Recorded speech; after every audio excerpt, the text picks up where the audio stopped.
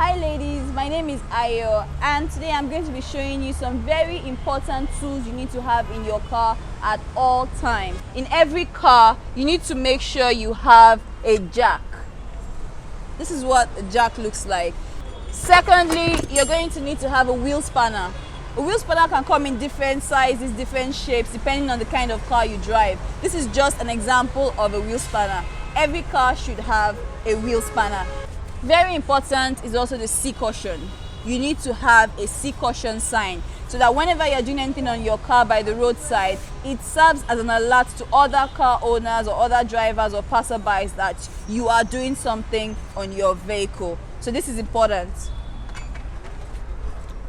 The fire extinguisher is also very important for safety precautions.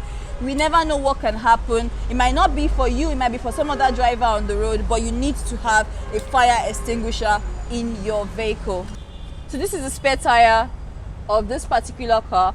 Your car should carry a spare tire. And the reason why you need a spare tire is because we never know, you could be driving and have a flat tire along the road.